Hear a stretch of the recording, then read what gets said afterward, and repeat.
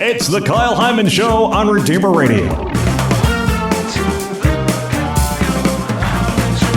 This is Kyle Hyman, and joining us from Catholic Charities to talk about their program, Hope to Healing, is the CEO of Catholic Charities, Gloria Whitcraft, and the Mission Advancement Coordinator, Nicole Kurut. Thanks for being here, ladies. Thank you for having us. And thanks for sharing about the Hope to Healing. Can you explain what Hope to Healing is? Sure.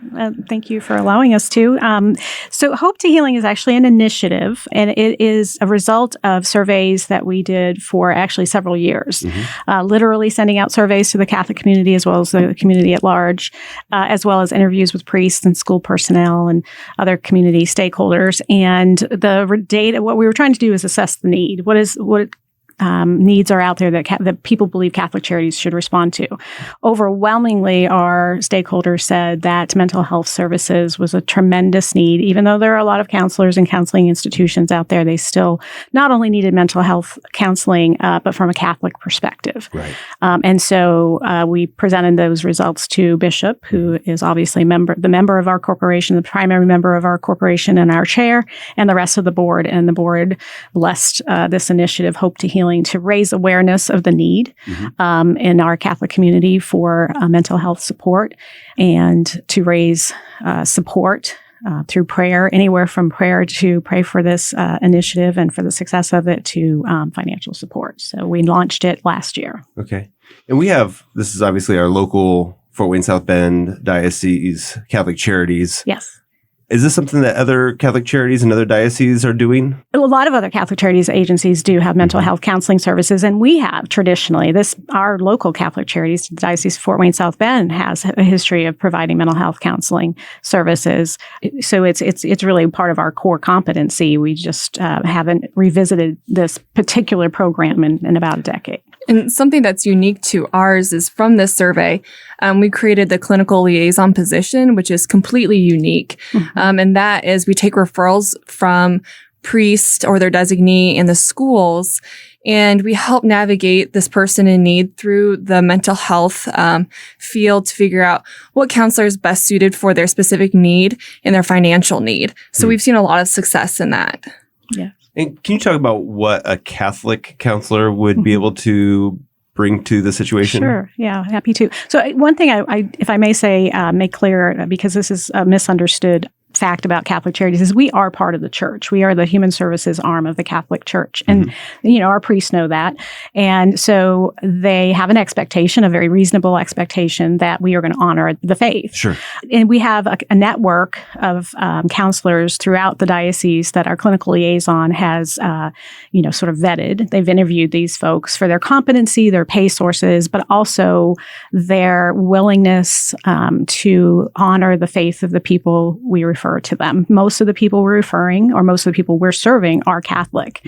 And from our interviews and our surveys, we have found from priests and also parish members that their faith is not always respected when they go to counseling or integrated into the counseling because it's their it's the most important thing in their life. So, some counselors may not either understand or respect that marriage is a sacrament, for example. So what you can expect from us is, even if the counselor we're referring you to is not a Catholic, that we will follow you along. As Nicole was saying, the clinical liaison will call and say, how did that match go? How are services going? And if there's any indication that the services are not aligned with your faith, then we ask, would you like for us to find you a different counselor? And in many cases, people will say, I want a Catholic counselor. And so we're navigating the mental health system to find that person for you. And that really you can't get that service anywhere else. Yeah. What are some of the things that people might come to a counselor for? What are some of the needs? Yeah, it's a vast variety, and it's not always a diagnosis. It's not always a mental health diagnosis. It could be, today's world for children is very, very complex. I know every generation says that, but I don't know of a generation that's dealing with more secularism, for example, than this generation. And so children and media, social media issues, there's a lot more pressure. The peer pressure today is enormous. Peer pressure and adult pressure. I mean, just a lot of yes, that's so true. Like pressure to perform and to do well at everything. Things that are very destructive to the family, or adults and children are facing it. So that's one of the main concerns of our priests is that, the breakdown of the family. And so we, of course, honor marriage as a sacrament and the family as the most important institution. So, and teachers are saying that they're seeing a lot of more disruptive behavior in classrooms. Our teachers in the Catholic schools are wonderful. They're ministering to children. They want to retain these children in their classrooms and the families in the school. They don't always know exactly how to respond to it because traditional ways may not always be working. And, to have a child sign in, for example, and have that make them feel like, well, I'm not going to do that again. Some children continue the behavior and it needs to be assessed by a professional in some cases. And so we will go into the classroom and assess the behavior and come up with a behavior plan. Sometimes it's just education for faculty and teachers and parents. We do parent and teacher workshops, as well as mental health counseling. So it's a variety of things. Sometimes it is a diagnosis and we have to find appropriate care for that. And other times it's family issues, marital issues, children just needing a little extra help, behaving well in the classroom, getting along with each other, bullying. We have groups of children we work with to talk about, bullying and other behaviors that are unkind to each other and how to navigate these very tough adolescent and pre-adolescent issues today.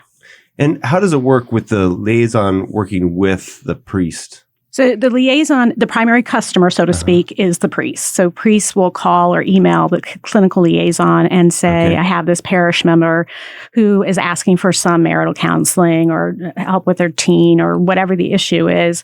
And sometimes the priest will say the person didn't give me permission to give you their name, so you just give me the resource and I'll pass it along. And other times the parish member has agreed to allow the priest to give us their name and contact information, and we follow up. But what it does is that, priests, we all know our priests are extremely busy. And so instead of them having to, go through a Rolodex, well, I guess that doesn't exist anymore, Rolodex, but go through go through their contacts or figure out what to do, they can hand it off, a warm handoff to us. And we take that on and we care for that person all the way along until they feel like their goals are met. Yeah, there's a wonderful video that Father Jacob talks about this on our website. And as he said, priests are here to counsel on the spiritual needs.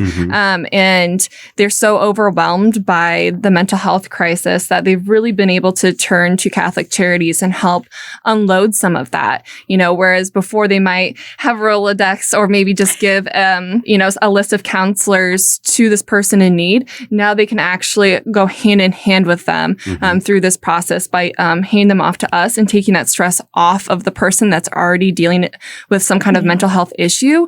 And we've just seen an overwhelming response, I think, to that. And at first, I think people were wondering how it was going to work, but we're seeing more and more trust in the program, and it's growing a lot. Well, and some people have asked us why Catholic Charities when there's so many other institutions out there who could do this. And it's because we are Catholic. We are part of the church. And so priests trust us to honor that and make sure that the people are not, there's a lot of, I'm a licensed therapist, and I believe it's a very ethical profession. And most of the people I know, my colleagues who are also licensed professionals, don't intend to be unethical or intend to steer someone away from their faith.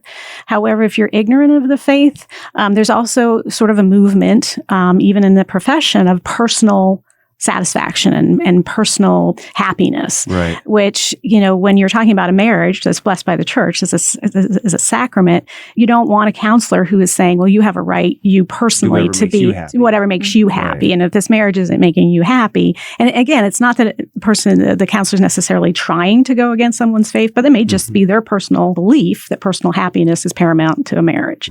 So priests trust us to make sure that, that we're guiding people towards counselors who will honor that you believe as a Catholic that your marriage is sacred, and so I'm going to respect and honor that.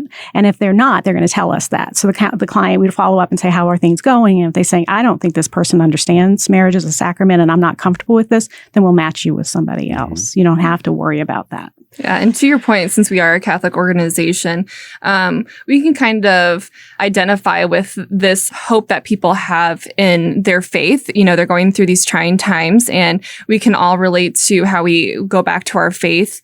And since we have Catholic people that are helping our clients through this, I think that it's really nice that we can accompany them on this spiritual and mental journey, which is really important. We're talking about the Hope to Healing, which is a program, a mental health initiative of Catholic Charities. And it seems to me like the demand would just be so much higher than the supply. Are you seeing that? Yes, that's so true. And so it seems like all of us need some help. Yeah. And so we're learning. We're always believe in being a learning organization and an adaptive organization, adapting to the needs of our stakeholders. And the more we delve into this, the more we see what the great need is. And so that's why we have decided, in addition to counselors, to create more clinical liaisons. As we grow this initiative is successful and we raise the philanthropic support that we need for it, we will continue to hire clinical liaisons as well as counselors, because we can't do this alone. And there are a lot of people out there who want to partner with us, so we can continue to build that network throughout the entire diocese, not just Fort Wayne or South Bend, but everywhere in the diocese, particularly in the areas that don't have a lot of private counselors or counseling organizations, so that we have a lot of people that we can refer to if we can't help the person ourselves. Okay. And so we've kind of adapted our plan to some extent as we get to know the need. That's why we also started doing parent and teacher workshops, or we're going to do a series of workshops so that it's education-based as well, just kind of equipping a broad base of people with some tools and resources that they didn't have. Where will those be offered? Wherever a parish or school requests it. Okay. We have, sort of canned workshops that we have already prepared, but we also try to tailor them to the unique needs of that particular parish or school. And sometimes they'll say this, we have a huge issue with social media, and there might be other concerns, bullying at another school. And so we have we have quite a few licensed professionals at our agency who can either create that curriculum or do the research necessary to create a new one.